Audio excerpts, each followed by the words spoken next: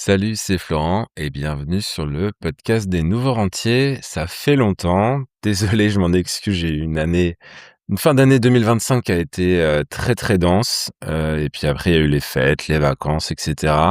Donc, du coup, c'est le moment de faire aujourd'hui le bilan annuel de mes investissements pour 2025. Donc, l'idée aujourd'hui, c'est de vous présenter en toute transparence mes performances d'investissement pour 2025 et aussi vous montrer un petit peu mon parcours, dans l'indépendance financière que j'ai acquise en fait, depuis 2019. Donc voilà un petit peu le topo aujourd'hui. J'en profite pour vous souhaiter, mes meilleurs vœux, pour, 2026, une année, on l'espère, pleine de bons investissements et de bons développements personnels. Donc je vous souhaite, tout le succès que vous méritez et tout le bonheur qu'on peut avoir, pour une année, 2026 à venir. Donc c'est parti, on va, naviguer dans cette, présentation puisque le podcast est à la fois audio, mais vous pouvez aussi retrouver, la partie vidéo sur YouTube, au nom de Florent Pontier. Donc n'hésitez pas à aller voir, sur YouTube si vous voulez la version avec la vidéo. Donc, un petit rappel sur mon parcours vers l'indépendance financière. Donc en fait, entre 2010 et 2011, je commence mes premiers investissements en bourse. D'abord très, très maladroit, pas mal de stock picking, donc c'est-à-dire on choisit un peu les actions, en fonction de newsletters qu'on peut lire, de ce qui se passe sur BFM Business ou, sur le magazine Capital ou autre. Donc j'ai fait ça pendant 5-6 ans quand même et en 2018, bah, je crée vraiment, la méthode RSR. Avant tout pour moi, pour, vraiment, décupler finalement mes rendements en bourse et puis, ça me permet aussi car en parallèle, je fais de l'immobilier, donc j'ai emprunté, jusqu'à 700 000 € en immobilier pour, acheter, 8 biens. Et tout ça ensemble fait qu'en mars 2019, je peux quitter mon boulot d'ingénieur en mécanique. Donc après 9 ans de carrière en tant qu'ingénieur en mécanique pour l'industrie, hein. Je bossais, dans une boîte qui s'appelle SKF pour ceux qui connaissent, ils font des roulements à billes. Et donc je fais une rupture conventionnelle que je négocie et puis, bah, depuis je suis, indépendant financièrement donc je suis quand même content parce que c'est un gros saut dans le vide que je fais à ce moment-là. Je sais pas, de quoi va être fait ma vie, je sais pas ce qui va se passer en fait. En plus, il y a le covid, juste l'année d'après. Donc 2019, c'est beaucoup de voyages, bah, c'est, la concrétisation finalement d'un rêve que j'avais eu en 2010 puisque j'ai perdu mon père, très jeune. En fait, il est décédé à 57 ans. Il avait, un cancer du pancréas et du coup, c'est aussi ça qui fait que je suis là devant vous aujourd'hui. C'est que moi, ça m'a complètement bouleversé. Je me suis dit: «Je veux pas bosser jusqu'à la retraite», sachant que j'aurais peut-être même pas de retraite ou que je serais mort avant, enfin bref et du coup, ça a complètement changé ma manière de voir le monde et les choses et c'est ce qui m'a permis aussi de travailler et de créer tout ça finalement. Donc voilà et là, je suis content parce que, bah, ça fait 6 ans, ça marche toujours très bien. La bourse marche bien, l'immobilier marche bien, on en reparlera mais du coup, enfin les gens ont une vision du rentier, en fait, doigt de pied en éventail au bord de la mer, mais en fait, la réalité, c'est qu'en tant qu'humain, on s'ennuie finalement assez vite. En tout cas, dans ma personnalité, commençais à m'ennuyer. Même si j'ai pas mal voyagé, comme je vous disais, bah, au bout d'un moment, on a envie de construire les choses, on a envie d'aider les gens. Et c'est aussi pour ça que dès 2020, en fait, dès 2019-2020, j'ai rassemblé d'abord 5 personnes en leur disant, «Bah, les gars, écoutez, moi j'ai créé, cette méthode RSA avant tout pour moi, mais si elle vous intéresse et si le rendement vous intéresse, bah, écoutez, on s'embarque ensemble. Moi, je vous montre comment tout ça fonctionne» et donc ces 5 premières personnes se sont transformées aujourd'hui en 150 personnes que j'ai accompagnées donc j'ai pas refait le compte, mais ça doit être un peu plus que 150 maintenant même. Depuis 2018 donc aujourd'hui, c'est entre 30 et 50 personnes que j'aide tous les ans. à reprendre en main leur patrimoine, décupler les rendements grâce à la bourse, préparer l'avenir financier, préparer la retraite, transmettre les connaissances aux enfants. Voilà, le spectre est vraiment large et toutes les personnes qui sont entrées dans l'accompagnement ont pu réaliser des investissements en bourse, profitables à long terme, puisqu'on reste sur de l'investissement long terme. Donc le vrai bilan, et je leur dis toujours, hein, quand j'accompagne quelqu'un, le vrai bilan, ce sera dans 5 ans. L'avantage aujourd'hui, c'est que les premières personnes sont rentrées en 2018. Donc aujourd'hui, les premières personnes que je vais accompagner, finalement, elles ont, 7 ans d'investissement derrière elles et moi-même, j'en ai 15. Donc ça donne déjà quand même des bonnes perspectives et des bons résultats, et les gens sont dans un groupe, on échange sur WhatsApp et cetera. Ça permet de créer cette communauté finalement autour de la bourse, voilà. Petit rappel sur mon parcours puisque ça fait longtemps, que je l'avais pas fait, et puis, peut-être qu'il y en a qui vont découvrir ce podcast, et qui me connaissent pas encore. Donc voilà, petit topo un peu sur mon parcours. Si on en revient à la bourse, la méthode RSR, donc c'est le nom de la méthode, que j'ai créée. Souvent, on me demande ce que ça veut dire RSR, ça veut pas dire grand-chose en vrai. C'est un nom de Porsche de course, donc voilà, puis c'est facile à retenir, RSR. J'aimais bien. Bref, du coup, voilà, méthode RSR. Donc le bilan 2025 est positif. On finit l'année en hausse à 12,88% cette année, vs, 20,38% pour le Nasdaq Composite, qui est mon indice de référence parce que ça reste un des meilleurs indices du monde aujourd'hui sur ces dernières décennies. Donc j'aime bien me comparer à cet indice-là. Donc une année, 2025 en dessous du Nasdaq, vous le voyez, ou vous l'entendez. Mais ça s'explique. Ça s'explique parce que, je suis sur une méthode qui est très exposée sur les États-Unis finalement, et du coup, on va subir ce qu'on appelle le taux de change, donc la variation entre l'euro et le dollar. Et il se trouve en fait que 2025 a été une année très haussière pour l'euro, ce qui est moins bénéfique, moi, pour mes investissements puisque, comme je vous disais, je suis essentiellement investi aux États-Unis, donc sur le dollar finalement. Donc une hausse de l'euro comme 2025, ça va du coup créer une sous-performance, de l'ETF, de l'indice de référence et de la méthode RSR. Comment je peux vous expliquer ça plus facilement? En fait, en 2025, l'euro a pris à peu près 13%, par rapport au dollar. Donc si vous êtes exposé aux États-Unis, ça veut dire que déjà l'indice, faut qu'il fasse 13% pour que vous retombiez à zéro.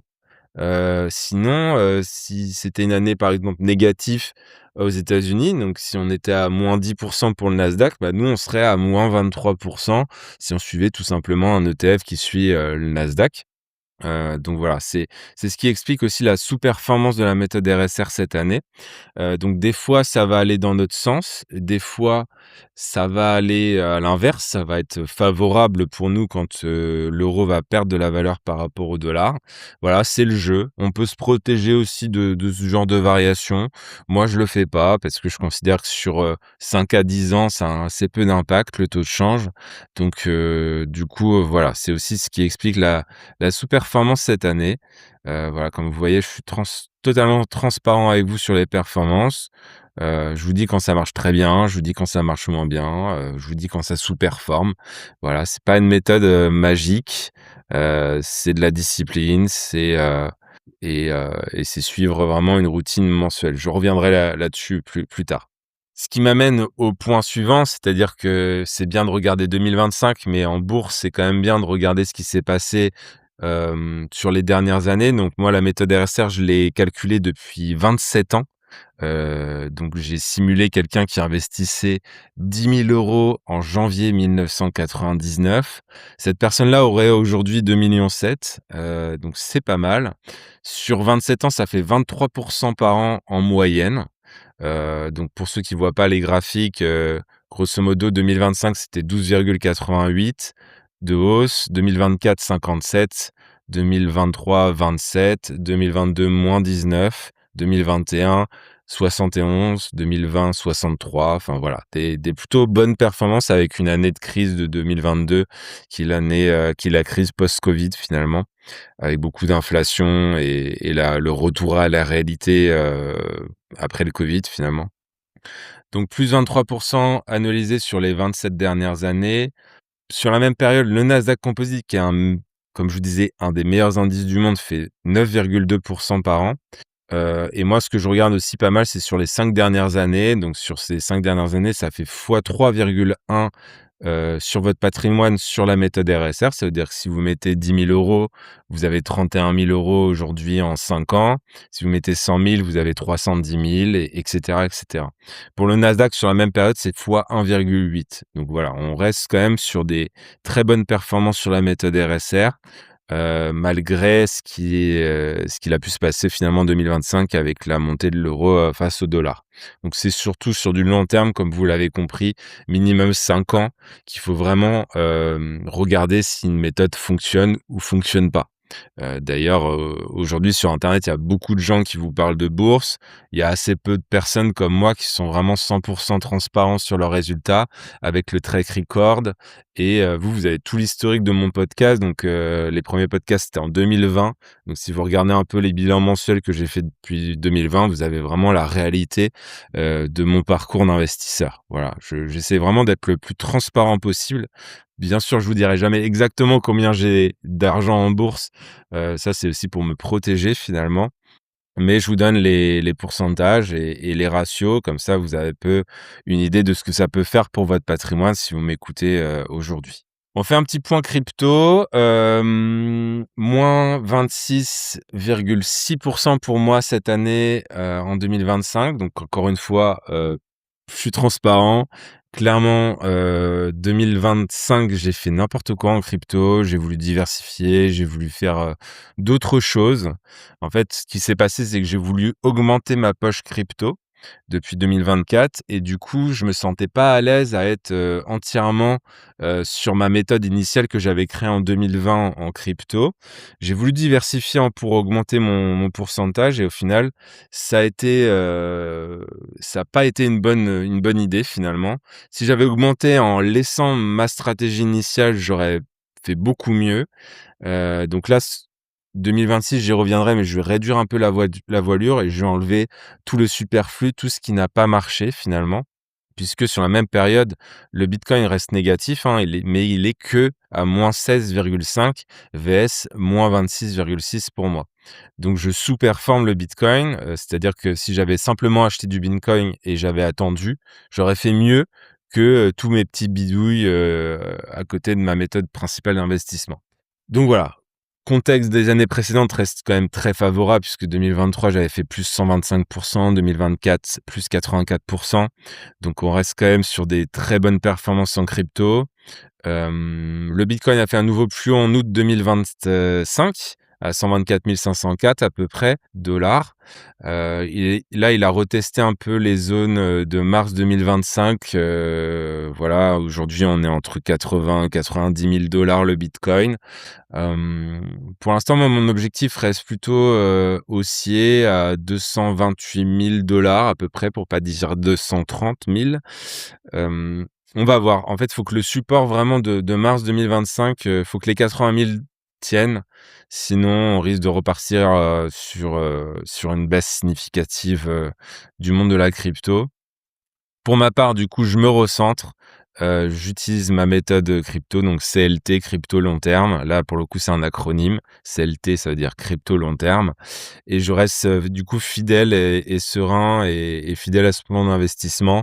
Je vous reparlerai un peu de mon allocation, 2026 aussi dans cet épisode de podcast.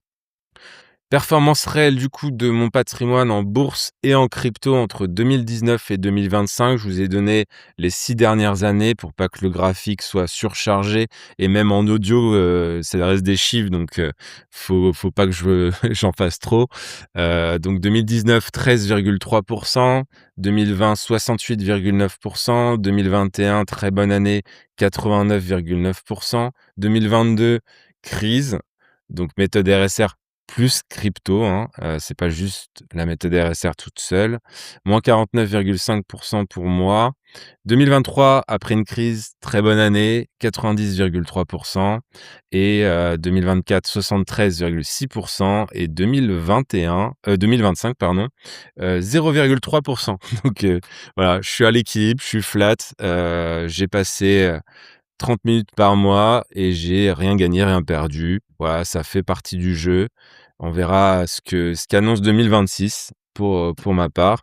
Mais voilà, pour l'instant, à cause de mes bêtises en crypto, en fait, je retourne sur quelque chose d'assez plat finalement en 2025.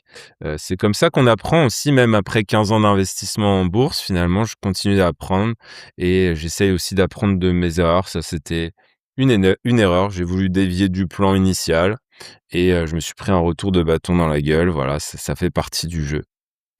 Mon approche, de l'investissement en bourse, donc stratégie d'investissement à long terme. On n'est pas sur du trading, on est sur une stratégie qui nous prend 15 à 30 minutes par mois. Moi, je fais ce qu'on appelle un DCA, donc c'est Dollar Cost Averaging. Donc je mets tous les mois entre 100 € et 1 000 € entre ma partie pro et ma partie perso. Et diversification à terme, l'idée, c'est d'avoir à peu près 50 de bourse et 50 d'immobilier. Pour l'instant, ça reste, j'ai pas les chiffres, mais j'ai plus d'immobilier. Mais quand je compte l'immobilier, c'est le total des actifs, je prends pas les dettes en compte. Donc forcément, quand on a un parc immobilier de 7 biens, parce que j'en ai revendu un, et bah, forcément, si je prends juste la partie active sans les dettes, bah, je reste très immobilier parce que c'est des montants, tout de suite, énormes. Comme je vous le disais, j'ai emprunté jusqu'à 700 000 € d'emprunt, donc j'ai pas encore, cette somme-là en bourse, bien sûr, même si, on s'en rapproche de plus en plus. Donc voilà. Méthode RSR pour les actions, donc ça, c'est mon objectif 2026, c'est de mettre 80 sur la méthode RSR et 20 sur la méthode CLT. Je risque peut-être même de réduire progressivement la voilure, côté crypto, parce que je trouve que le monde a changé, dans le sens où, certes, les pays font toujours des réserves fédérales de crypto, mais je trouve que l'IA, prend de plus en plus de place, par rapport à ça et je trouve que ça enlève les projecteurs finalement sur la crypto. Les projecteurs aujourd'hui sont plus sur l'intelligence artificielle. La crypto finalement, depuis 2008 n'a pas trouvé vraiment d'application concrète dans le monde réel, je veux dire, pour les particuliers en tout cas, alors qu'un ChatGPT aujourd'hui ou un Gemini ou autre est utilisé quand même par beaucoup de particuliers. Donc voilà, si on prend un peu du recul sur la situation, on nous a promis plein de choses en crypto. La réalité, c'est que il y a pas grand-chose qui se passe, dans le monde réel. Il y a plein de choses qui se passent sur l'écosystème crypto en tant que tel, mais pour moi, l'adoption de masse n'est pas encore là. Donc ça laisse aussi des beaux jours à la crypto, puisque une fois que l'adoption de masse va se faire à un moment ou à un autre, potentiellement, ça peut vraiment créer une très belle performance sur la partie crypto. Mais pour l'instant, pour moi, ce n'est pas encore le cas. Donc c'est pour ça que je vais réduire la voilure à 20, voire peut-être repasser sur un 90-10 au cours de l'année. Donc on verra un peu en fonction de ce qui se passe. Mon parc immobilier actuel, donc c'est un immeuble mixte, dans le sens où il y a 6 appartements, il y en a 4 en location, BNB enfin location saisonnière. J'ai mis Airbnb, mais c'est Airbnb Booking.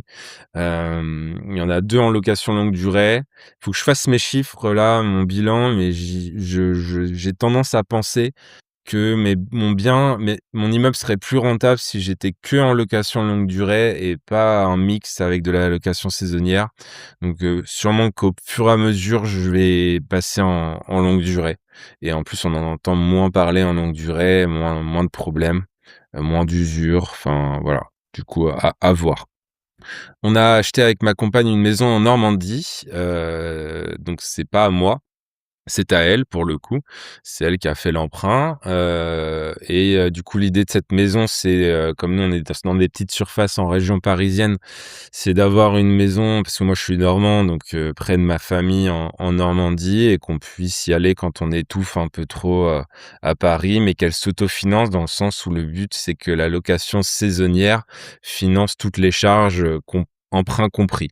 Donc voilà, 2025 on est, j'ai pas les chiffres encore, mais je pense qu'on est sur l'autofinancement, pour 2025. On est peut-être légèrement en profit même.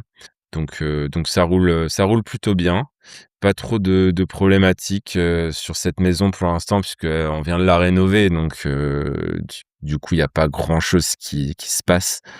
Quelques locataires un peu, oui, qui font un peu enfin, qui rendent un peu la maison sale. Mais ça, bon, c'est le boulot de la conciergerie et du coup, nous, on n'entend pas vraiment parler et à chaque fois qu'on revient, la maison, est comme si on l'avait pas louée, quoi, finalement. Donc c'est assez agréable, pour nous. Et le dernier bien que j'ai, c'est une maison qui est en colocation, qui est actuellement en vente. Si ça vous intéresse d'ailleurs, n'hésitez pas à me contacter, sur les réseaux. Donc ça peut être sur LinkedIn. Je suis pas mal actif sur LinkedIn, Instagram, voilà, ou mettez un commentaire, sous la vidéo YouTube si ça vous intéresse d'acheter potentiellement cette colocation. Moi, je la vends puisqu'en fait, ça fait, 10 ans que je l'ai et du coup, je préfère récupérer le capital pour faire autre chose avec. Mais elle reste rentable puisqu'elle a un cash flow positif entre, 700 et 1 000 €, par mois et ça reste un de mes meilleurs investissements, pour le moment sur la partie immobilier, en tout cas. Les galères du mois en IMO, vous savez que j'aime bien, vous parler un peu de mes galères, sur l'IMO. Donc j'ai noté deux trois trucs. Rénovation des dégâts des eaux, 2025. Je me suis planté, j'ai mis 2026 mais 2025. En fait, j'ai eu 2 gros dégâts des eaux dans la coloc et dans un de mes appartes, dans l'immeuble. Donc c'est seulement en cours de rénovation là. Il y en a un qui a été rénové sur les 2. Là, j'attends, l'assurance pour le deuxième. En fait, c'est les assurances qui sont longues. Donc là, je pense que ça va pouvoir se décanter, sur le premier trimestre pour qu'on puisse réparer tout ça. J'ai un plombier historique qui est une grosse société, qui a plein de plombiers, en fait et ce que j'aimais bien, c'est qu'ils étaient très réactifs sur les galères parce que quand on a une galère en plomberie, souvent, faut intervenir vite et ils ont cette possibilité d'intervenir en urgence, donc ça, c'est assez appréciable. Par contre, j'ai noté vraiment une détérioration de la qualité de travail. Je pense qu'ils sont en train d'embaucher, beaucoup et qu'il y en a beaucoup qui font n'importe quoi. Là, pour vous donner un peu un ordre d'idée, moi, j'ai retrouvé, une douche, sur laquelle j'avais demandé, une rénovation des joints et bah, en fait, la douche, alors je sais pas si c'est volontaire ou pas, mais c'est une douche qui est un petit peu surélevée, qui est sur des plots. Vous savez, un receveur, pour ceux qui s'y connaissent un peu en travaux, on met un receveur pas mal sur les plots maintenant pour créer un dénivelé pour, l'évacuation des eaux de la douche et en fait, le mec, je sais pas ce qu'il a foutu, mais il m'a pas remis les plots. Il les a pas remis, correctement donc en fait, le bac de douche, il tenait sur 2 plots au lieu de 8 quoi et pour moi, ça, c'est une erreur professionnelle. C'est-à-dire que le joint qu'ils ont fait, bah, tout de suite, s'est dégradé puisque, le bac bougeait, puisqu'il n'était plus fixé au sol. Donc là, il faut que je les rappelle pour leur dire qu'ils bossent vraiment mal et qu'ils font n'importe quoi. J'avais demandé un réducteur de pression, dans l'immeuble. Ils l'ont mis, en amont d'un seul appartement au lieu de le mettre en amont de l'immeuble et de remplacer le défectueux de l'immeuble. Donc faut vraiment que je m'y mette, là-dessus. Le problème, c'est que moi, sur l'immobilier, ça me saoule tellement que j'ai tendance à mettre ça de côté et à plus m'en occuper. Mais en fait, c'est le genre de choses qu'il faut vraiment pas laisser traîner parce qu'après on accumule les problèmes et plus ça va, plus ça empire. Donc il faut que je fasse attention à ça. Et ensuite, sur la maison, comme vous savez, il y a eu une grosse tempête là en Normandie, donc j'ai été touché aussi, alors pas sur l'aspect toiture, mais en fait, j'avais une gouttière et un tuyau, d'écoulement de la gouttière sur la façade de la maison et en fait, la tempête a arraché le tuyau. Donc il va falloir, remplacer le tuyau. Donc j'ai déjà créé, le sinistre avec l'assureur et puis maintenant, faut qu'ils interviennent. Faut que je fasse un chiffrage et qu'ils interviennent, rapidement pour remettre un nouveau tuyau. Donc une petite franchise au passage, hein, moi c'est 170 € de franchise, je crois. Donc merci la tempête. C'est comme ça fait partie du jeu. Faut le prévoir quand vous faites vos plans sur l'immobilier. Il faut toujours prévoir une petite poche, d'aléatoire. Je dirais peut-être, 500 euros par an peut-être, pour les petits chantiers, voilà. Et de temps en temps, un gros chantier qui peut arriver aussi, une toiture, un ravalement de façade et cetera. Donc faut bien le prévoir dans vos calculs pour pas que vous ayez de mauvaises surprises sur votre rendement. Moi, ça reste très rentable malgré tout, donc c'est pas un souci pour moi, mais il faut vraiment faire vos calculs avant d'acheter le bien, quoi. Performance globale du patrimoine, donc moi l'objectif c'est toujours d'avoir, un rendement optimal et une stabilité financière pour payer, toutes mes charges fixes. C'est ce qui crée, c'est la définition de l'indépendance financière finalement, c'est d'être capable de subvenir à ses charges fixes et là où je suis content aussi, c'est qu'à l'époque, j'étais célibataire seul. Maintenant je suis en couple avec une petite fille, qui s'appelle Jeanne et qui a 2 ans et demi et j'arrive toujours à couvrir mes charges fixes qui ont forcément augmenté avec, l'arrivée d'une fille. Donc ça c'est plutôt cool. L'équilibre, comme je le disais à terme, c'est d'avoir 50 bourse, 50 immobilier. Les performances historiques sur mon patrimoine global et immobilier inclus restent très, très bonnes puisque je suis à plus 26,3 annualisé depuis 2011 et plus 11 cette année 2025. Donc ça reste très, très bon, de ce côté-là. Le drawdown max, qui est le risque max sur mon patrimoine global, il est de 13 seulement. Donc une renta de plus 26 par an pour un risque de 13 ça me paraît très honorable et je suis très content de ces résultats. Mon rendement, il est toujours infini. C'est la définition aussi d'être rentier, c'est que j'ai retiré plus que ce que j'ai rajouté dans mon patrimoine, ce qui me fait un rendement, sur le papier, un rendement mathématique en tout cas infini, sur mes placements puisque en fait j'ai placé puis j'ai retiré et du coup aujourd'hui, la somme c'est négatif quoi. J'ai retiré plus que ce que j'ai mis, sur mon patrimoine. Donc c'est aussi la définition d'être rentier finalement. Piste 2026, j'y reviendrai dans un prochain podcast où, c'est historique sur le podcast des nouveaux rentiers. C'est que je fais le bilan de l'année, mais avec, vraiment un bilan, bourse, mais aussi perso, voilà un petit peu mon ressenti de l'année 2025 et je me refixe des objectifs pour 2026. Donc, je ferai un podcast puisque là, ce podcast va être trop long sinon. Donc je ferai un podcast spécifique pour ça, vous donnant un petit peu mes réflexions du moment, mes objectifs, qu'est-ce que je souhaite développer en 2026 et cetera. Donc abonnez-vous et puis, vous recevrez, comme ça, la notification du prochain podcast si ça vous intéresse. Si on fait un petit zoom sur la méthode RSR, les avantages de la méthode RSR, c'est que c'est un signal mensuel pour la partie bourse. Donc c'est, 30 minutes par mois de gestion, tout compris. Donc, en gros, on regarde le résultat, on ajuste nos stratégies, on investit, on ferme la feuille Excel et on passe à autre chose et on se reconnecte que le mois d'après. L'avantage de la méthode RSR, c'est qu'il y a une protection sur les phases baissières, donc on va sortir du marché avant les gros crashs, majeurs. Donc c'est tout l'intérêt aussi de cette méthode, c'est de nous exposer pendant les phases plutôt haussières du marché et de nous mettre en retrait sur les phases baissières. Les performances historiques sont très, très bonnes avec plus 23 annualisé sur 27 ans, plus 30,8 annualisé, sur les 10 dernières années plus fois 3,1 sur les 5 dernières années. Donc vous voyez qu'on est sur des très bonnes performances boursières. C'est accessible aux débutants. Il n'y a pas besoin d'une expertise financière car, le but c'est que moi je vous accompagne personnellement avec ça et on met en place une stratégie d'investissement qui vous correspond en termes de risque et en termes de rendement que vous souhaitez atteindre. C'est compatible sur tous les outils d'investissement qu'on peut avoir aujourd'hui en bourse, donc sur le compte titre ordinaire, sur le PEA, sur l'assurance vie, mais aussi le PER pour ceux qu'on a un. Donc voilà, c'est vraiment quelque chose si vous n'avez pas activé cette case bourse et que vous ou que vous avez des performances qui sont en dessous de ce que je viens de vous annoncer, bah, clairement, vous pouvez faire mieux et le meilleur moyen de le faire, bah, c'est, aussi de me rejoindre et de profiter de mon accompagnement si ça vous intéresse. Moi, ce que je vous invite à faire aussi, de par ce podcast et tout ce que je peux raconter, c'est de vous faire votre propre éducation financière, donc d'apprendre les bases de l'investissement en bourse.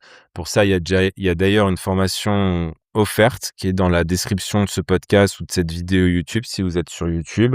Il suffit de cliquer sur le lien, vous rentrez votre mail et vous aurez un accès instantané à cette formation offerte. Ça vous remettra déjà les points sur les i, heu ou les barres sur les T par rapport à la bourse.